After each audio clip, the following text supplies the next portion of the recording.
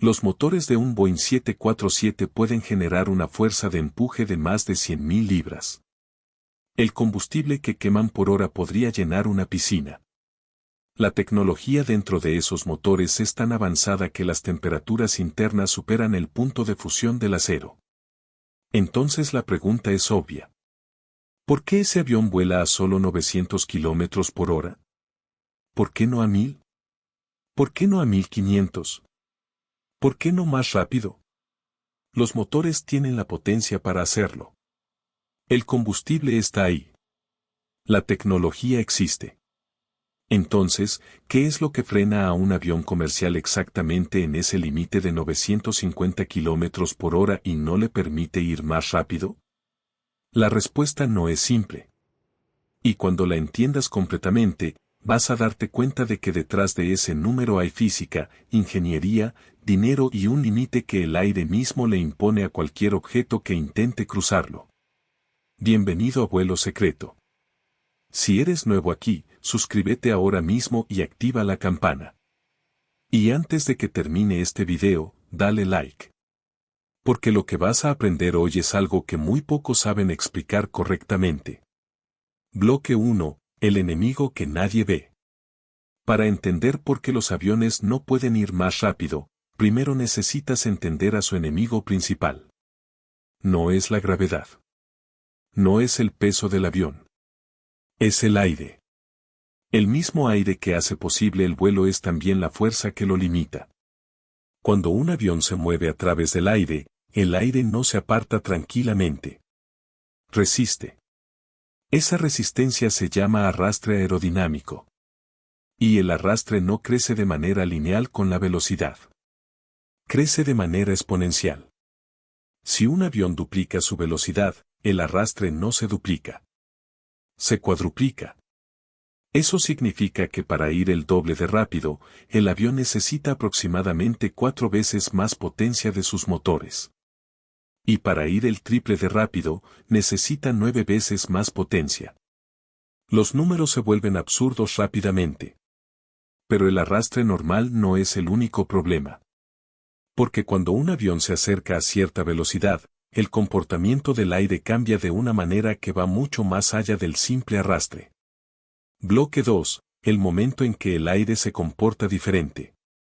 El sonido viaja a aproximadamente 1235 kilómetros por hora a nivel del mar. Pero a 12.000 metros de altitud, donde vuelan los aviones comerciales, el aire es más frío y más delgado. Y en esas condiciones, el sonido viaja más lento. Aproximadamente a 1062 kilómetros por hora. Ahora bien, un avión comercial moderno vuela a unos 900 o 950 kilómetros por hora. Eso es aproximadamente el 85% de la velocidad del sonido a esa altitud. Y aquí comienza el problema real. Cuando el aire fluye sobre la superficie curva de las alas del avión, se acelera. Lo aprendiste en las series anteriores de este canal. El aire sobre el ala va más rápido que el avión mismo. Y si el avión ya va al 85% de la velocidad del sonido, el aire sobre sus alas puede estar viajando al 95 o incluso al 100% de la velocidad del sonido. Localmente. Solo sobre esa superficie. Y cuando eso ocurre, algo físicamente extraordinario empieza a pasar. Bloque 3. Las ondas de choque que lo cambian todo. Cuando el flujo de aire sobre el ala alcanza la velocidad del sonido, se forma algo que los ingenieros llaman una onda de choque. Es una barrera invisible de presión que se crea exactamente en el punto donde el aire pasa de velocidad subsónica a velocidad sónica. Y esa onda de choque tiene consecuencias devastadoras para el avión. La primera es un aumento brutal en el arrastre. Se llama arrastre de onda. Y es completamente diferente al arrastre normal que el avión experimenta a velocidades más bajas.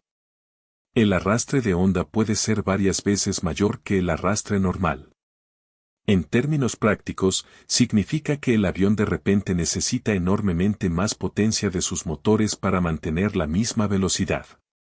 O dicho de otra manera, los motores están trabajando al máximo y el avión no puede ir más rápido porque el arrastre de onda lo frena con una fuerza que los motores no pueden superar. La segunda consecuencia es más peligrosa aún. Cuando esa onda de choque se forma sobre el ala, el flujo de aire detrás de ella se vuelve completamente caótico, turbulento, incontrolable. Y esa turbulencia sobre la superficie del ala destruye la sustentación. El ala deja de funcionar correctamente. Los controles de vuelo se vuelven impredecibles. El avión puede comenzar a vibrar de manera violenta. En los primeros aviones a reacción de la historia, cuando los pilotos de prueba se acercaban inadvertidamente a esas velocidades, describieron sensaciones aterradoras. El avión temblando violentamente. Los controles endureciéndose o revirtiéndose. La nariz cayendo hacia abajo sin que el piloto pudiera detenerlo. Varios pilotos de prueba murieron antes de que los ingenieros entendieran completamente lo que estaba ocurriendo. A ese fenómeno lo llamaron compresibilidad. Y durante años fue conocido simplemente como la barrera del sonido. Bloque 4. Cómo los ingenieros encontraron la solución. La solución no fue hacer motores más potentes para romper esa barrera. Fue rediseñar las alas para retrasar el momento en que el aire sobre ellas alcanza la velocidad del sonido. Y la respuesta fue elegantemente simple en concepto aunque extraordinariamente compleja en ejecución. Las alas en flecha. Si miras cualquier avión comercial moderno, notarás que las alas no salen perpendiculares al fuselaje. Están inclinadas hacia atrás en un ángulo. Ese ángulo no es estético. Es una solución aerodinámica fundamental. Cuando un ala está inclinada hacia atrás, el aire que la golpea lo hace de manera oblicua. Solo una componente de la velocidad del avión actúa perpendicularmente sobre el ala. La otra componente va paralela al borde del ala y no contribuye a acelerar el flujo sobre su superficie. El resultado es que el aire sobre el ala se acelera menos que si el ala fuera perpendicular. Y eso retrasa significativamente el momento en que ese flujo alcanza la velocidad del sonido. Un ala en flecha de 35 grados, que es aproximadamente el ángulo que tienen la mayoría de aviones comerciales modernos, puede retrasar la aparición de ondas de choque lo suficiente como para permitir que el avión vuele a Mach 0.85 sin entrar en esa zona peligrosa. Pero hay un límite. Siempre hay un límite. Bloque 5. El número exacto y por qué no se puede superar. Ese límite se llama el número de Mach crítico. Es el punto exacto donde el flujo de aire sobre alguna parte del ala alcanza por primera vez la velocidad del sonido. Para los aviones comerciales modernos, ese número crítico está típicamente entre Mach 0.84 y Mach 0.87. Por eso los aviones vuelan exactamente en ese rango. No es una decisión arbitraria de las aerolíneas. No es una limitación artificial impuesta por los fabricantes. Es el límite físico que el comportamiento del aire impone sobre cualquier avión con ese diseño de alas. Ir más rápido significa cruzar ese límite. Cruzar ese límite significa ondas de choque severas. Ondas de choque severas significan arrastre enorme, pérdida de control y riesgo estructural para el avión. Y ningún motor comercial existente tiene la potencia suficiente para superar ese arrastre de onda de manera sostenida. Ni tampoco sería económicamente viable intentarlo. Porque incluso si existiera un motor con esa potencia, el consumo de combustible necesario para mantener esa velocidad sería tan absurdo que el costo de cada vuelo se multiplicaría por un factor que ninguna aerolínea ni ningún pasajero podría pagar. Pero entonces surge la pregunta inevitable. Si existe ese límite físico, ¿cómo lo superó el Concorde? ¿Cómo pudo ese avión volar a más del doble de la velocidad del sonido de manera comercial durante más de 27 años, en 1969? Un avión despegó por primera vez y cruzó la barrera del sonido de manera controlada y sostenida en vuelo comercial. No fue un avión militar. No fue un prototipo experimental. Fue un avión de pasajeros. Con asientos. Con azafatas. con bandejas de comida. Y voló a más del doble de la velocidad del sonido durante 27 años seguidos llevando pasajeros de pago. Se llamó Concorde. Y su historia revela exactamente por qué los aviones comerciales normales no pueden hacer lo mismo. Bloque 1. Lo que el Concorde hizo diferente. El problema que describimos en la parte 1 es claro. Cuando un avión convencional intenta ir más rápido de Mach 0.85 o 0.86, las ondas de choque destruyen la sustentación y crean un arrastre tan brutal que los motores no pueden superarlo. El Concorde no evitó ese problema. Lo atravesó completamente. En lugar de diseñar alas que retrasaran la aparición de ondas de choque, los ingenieros del Concorde diseñaron un avión que pudiera operar establemente con ondas de choque presentes todo el tiempo. Eso requirió solucionar una serie de problemas que ningún ingeniero aeronáutico había enfrentado antes en un avión de pasajeros. El primero fue el calor. Bloque 2. El calor que derrite los aviones. Cuando un avión supera la velocidad del sonido, el aire ya no puede apartarse con suficiente rapidez. Las moléculas de aire se comprimen contra la superficie del avión. Y cuando el aire se comprime, su temperatura sube.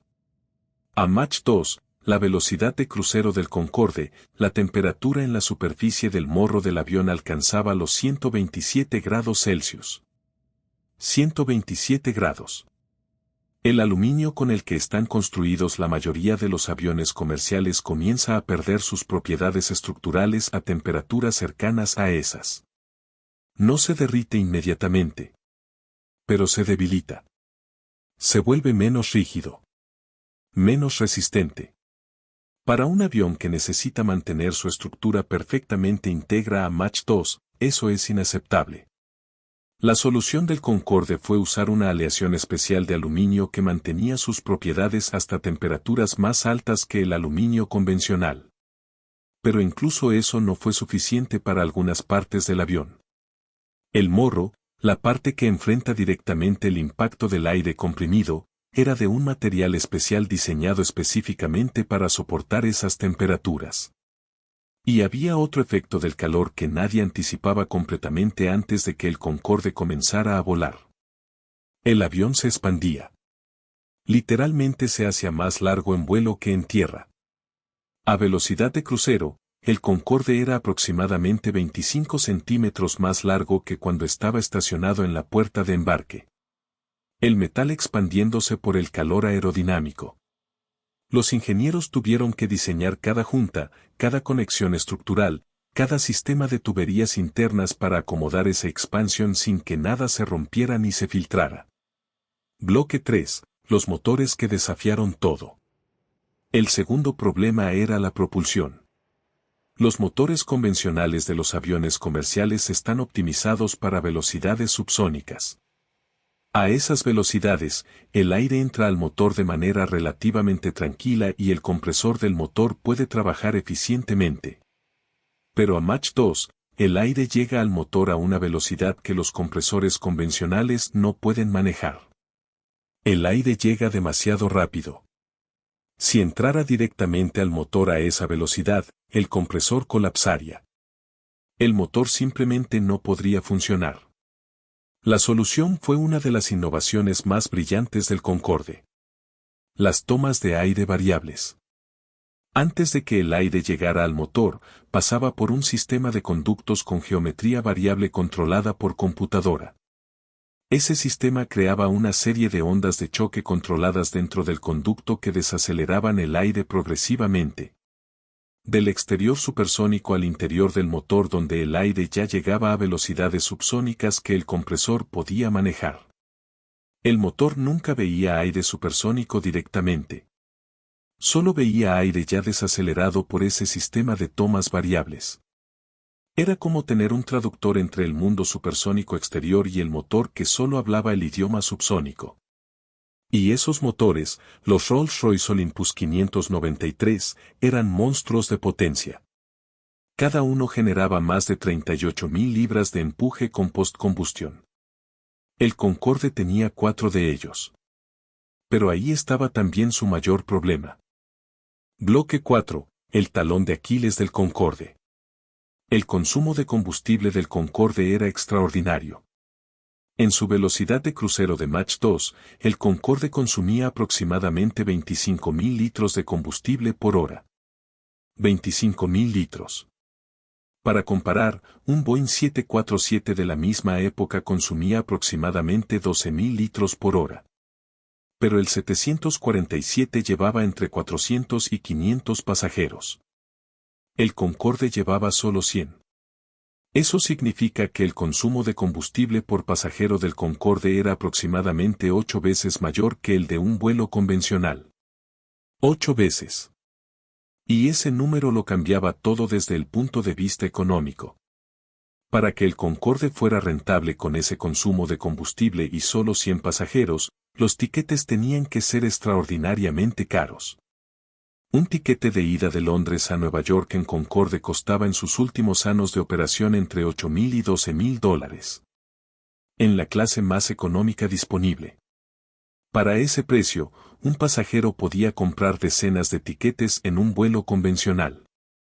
Eso limitaba el mercado del Concorde a un grupo extremadamente pequeño de personas.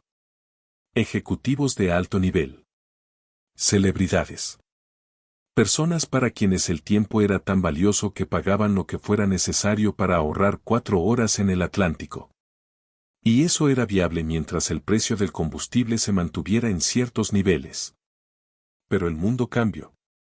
Bloque 5, porque el Concorde desapareció. El 25 de julio del año 2000 ocurrió el único accidente fatal en la historia del Concorde. El vuelo Air France 4590 despegó del aeropuerto Charles de Gaulle de París. Durante el despegue, una de las ruedas del avión pasó sobre un pedazo de metal que había caído de otro avión en la pista minutos antes. Ese metal cortó uno de los neumáticos. Un fragmento del neumático impactó a gran velocidad contra el ala del avión. La onda de choque de ese impacto rompió un tanque de combustible interno. El combustible que salía del tanque se incendió en contacto con los gases calientes del motor. El Concorde, en llamas e incontrolable, se estrelló contra un hotel en la localidad de Gonesse a segundos del aeropuerto. 113 personas murieron. Los 100 pasajeros, los 9 tripulantes y 4 personas en tierra. Ese accidente cambió todo. El Concorde fue retirado temporalmente del servicio mientras se investigaba y se modificaba. Volvió a volar en 2001 con mejoras significativas. Pero el mundo ya era diferente. Los ataques del 11 de septiembre de 2001 colapsaron la demanda de viajes aéreos de lujo en el Atlántico Norte. Los pasajeros de alto poder adquisitivo simplemente dejaron de volar tanto. Y sin esos pasajeros, el Concorde no podía llenar sus 100 asientos a precios suficientemente altos para cubrir sus costos operativos. El 24 de octubre de 2003, el último vuelo comercial del Concorde aterrizó en Londres. 27 años de vuelo supersónico comercial llegaron a su fin. Y desde ese día, ningún avión de pasajeros ha vuelto a volar a velocidades supersónicas de manera comercial y regular. Pero eso podría estar a punto de cambiar. Y lo que viene no es una versión mejorada del Concorde. Es algo completamente diferente. El Concorde murió en 2003. Y durante más de 20 años, el cielo comercial quedó atrapado en los mismos 900 kilómetros por hora. El mismo límite. La misma velocidad. Los mismos tiempos de vuelo. Como si la aviación comercial hubiera decidido detenerse exactamente ahí y no avanzar más. Pero detrás de ese silencio, algo estaba ocurriendo. Empresas que nadie conocía estaban trabajando en silencio durante años en una pregunta que parecía imposible. ¿Cómo hacer viable lo que el Concorde no pudo sostener? ¿Cómo volar más rápido sin que el costo lo haga imposible para el mercado comercial? Y las respuestas que han encontrado son tan diferentes a todo lo que existía antes que merecen ser contadas en detalle. Bloque 1. Porque el Concorde falló realmente. Antes de hablar del futuro, necesitas entender con precisión por qué el Concorde fracasó económicamente. Porque la mayoría de personas cree que fracasó por el accidente del año 2000. Y eso no es completamente correcto. El accidente aceleró su fin. Pero los problemas económicos existían desde mucho antes. El Concorde tenía tres problemas fundamentales que ninguna mejora tecnológica de su época podía resolver. El primero era el consumo de combustible que ya explicamos. 8 veces mayor por pasajero que un vuelo convencional. El segundo era la restricción de rutas. Cuando un avión supera la velocidad del sonido, genera una onda de presión que viaja con él y llega al suelo como un estallido sonoro. Se llama boom sónico. Y ese boom sónico es tan perturbador para las personas en tierra que prácticamente todos los países del mundo prohibieron los vuelos supersónicos sobre tierra firme. El Concorde solo podía volar a velocidad supersónica sobre el océano. Eso limitaba sus rutas a conexiones transatlánticas. Nueva York a Londres. Nueva York a París. Bahrein a Londres. Nada más. Un avión extraordinariamente costoso de operar limitado a un puñado de rutas sobre el océano. El mercado era demasiado pequeño para sostener una flota viable. El tercer problema era que solo existían 14 Concordes en servicio comercial en toda su historia. Una flota tan pequeña significa que los costos de mantenimiento, entrenamiento de pilotos y desarrollo de repuestos se distribuyen entre muy pocos aviones. El costo por avión era brutal. Los nuevos proyectos de aviación supersónica entienden estos tres problemas perfectamente. Y sus soluciones son radicalmente diferentes. Bloque 2. El avión que quiere reemplazar al Concorde. La empresa más avanzada en este campo se llama Boom Supersonic. Está basada en Denver, Colorado. Y su avión se llama Overture. El Overture está diseñado para transportar entre 64 y 80 pasajeros a una velocidad de crucero de Mach 1.7. No Mach 2 como el Concorde. Mach 1.7. Esa diferencia de 0.3 en el número de Mach parece pequeña. Pero tiene implicaciones enormes en el calor aerodinámico que genera el avión y en el consumo de combustible. A Mach 1.7 en lugar de Mach 2, la temperatura superficial del avión es significativamente menor. Eso permite usar materiales más convencionales y mucho más baratos en la construcción del avión. Y el consumo de combustible cae de manera significativa. Pero la innovación más importante del Overture no es su velocidad. Es su combustible. El Overture está diseñado desde el principio para funcionar con combustible de aviación sostenible. SAF en inglés. Sustainable Aviation Fuel. Combustible producido a partir de residuos orgánicos.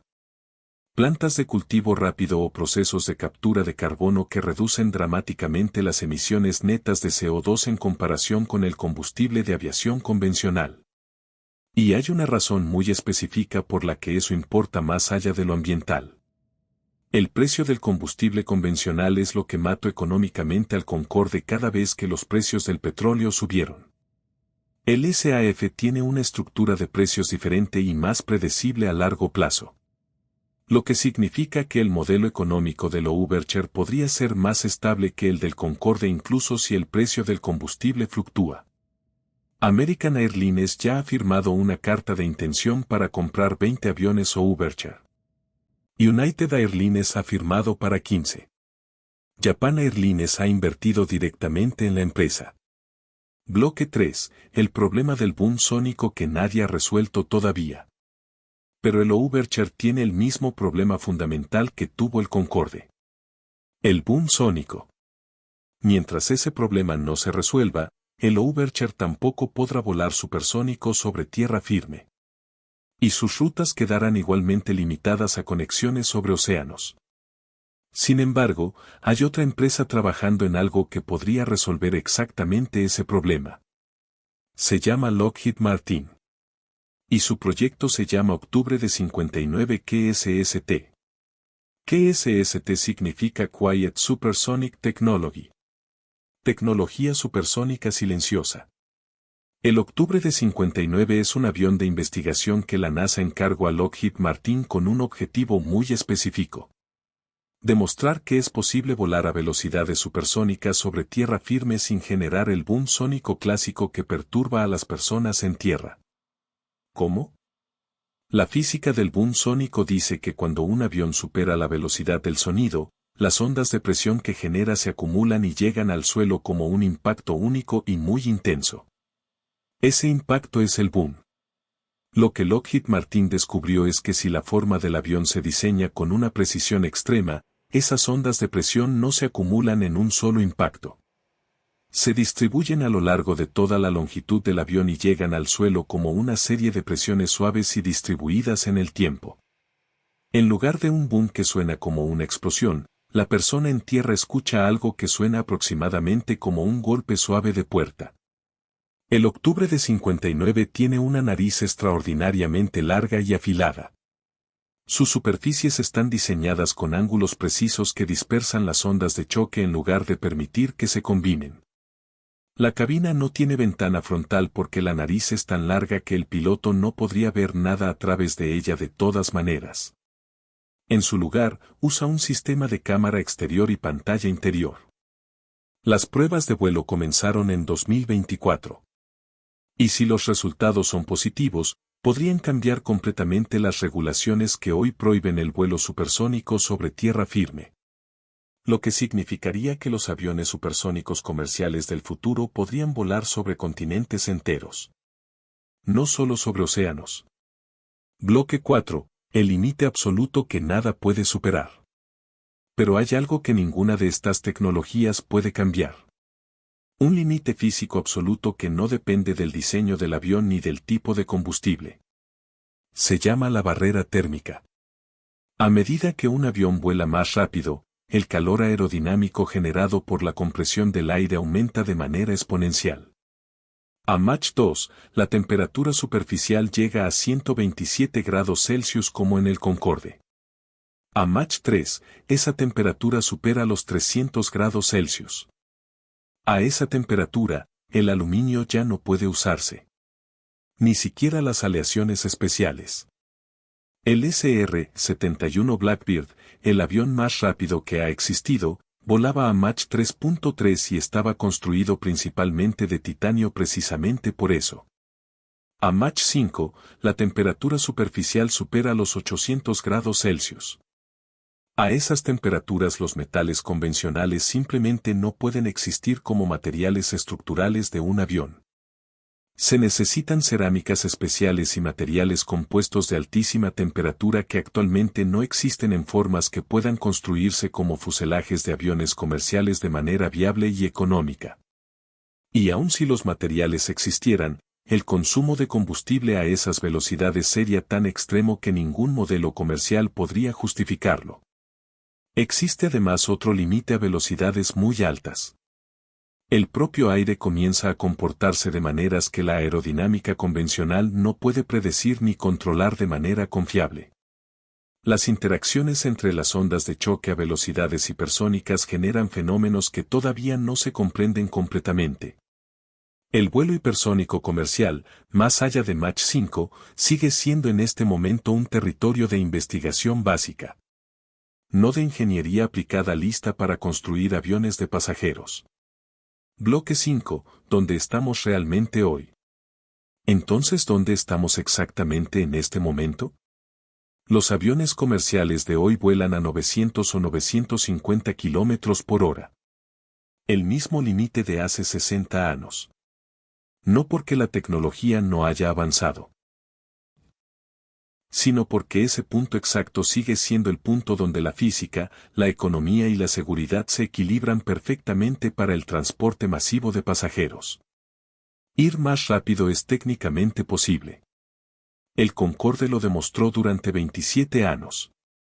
Pero hacerlo de manera que sea económicamente accesible para un mercado amplio, ambientalmente responsable y seguro de manera sostenida sigue siendo uno de los desafíos más complejos que enfrenta la ingeniería aeronáutica. El Overture de Boom Supersonic podría estar en servicio comercial entre 2029 y 2032 si todo va según lo planeado. El octubre de 59 de Lockheed Martin podría generar datos suficientes para cambiar las regulaciones de vuelos supersónicos sobre tierra firme antes del final de esta década. Y para el año 2040, algunos analistas de la industria proyectan que podría existir un mercado viable de aviación supersónica que conecte las principales ciudades del mundo en la mitad del tiempo actual. Londres a Nueva York en 3 horas y media. Dubái a Londres en 2 horas. Tokio a Los Ángeles en 5 horas. No es ciencia ficción. Es ingeniería en progreso. Pero hasta que ese día llegue, los aviones comerciales seguirán volando a 900 kilómetros por hora. Frenados no por falta de ambición, sino por las mismas leyes de la física que hacen posible el vuelo en primer lugar. Cierre final. Y con eso llegamos al final de esta serie. Empezamos con una pregunta que parecía simple. ¿Por qué los aviones no pueden ir más rápido de 950 kilómetros por hora? Y terminamos entendiendo que detrás de ese número hay ondas de choque que destruyen las alas, calor que derrite los metales, booms sónicos que sacuden ciudades enteras. Y modelos económicos que colapsaron incluso cuando la tecnología funcionaba perfectamente. El límite de 950 kilómetros por hora no es una decisión. Es la física misma diciéndole a la ingeniería hasta dónde puede llegar con las herramientas que tiene hoy. Si este video te hizo entender algo que no sabías, escríbelo en los comentarios ahora mismo. Compártelo con alguien que siempre se haya preguntado por qué los aviones no van más rápido. Porque ahora tienes la respuesta completa. Dale like si llegaste hasta aquí. Cada like le dice al canal que este tipo de contenido vale la pena seguir haciendo. Y si todavía no estás suscrito a Vuelo Secreto, suscríbete ahora. Cada semana revelamos los secretos que están detrás de la aviación comercial. Los que están justo frente a tus ojos cada vez que miras al cielo pero que nadie se detiene a explicar de verdad. Hasta el próximo Vuelo Secreto.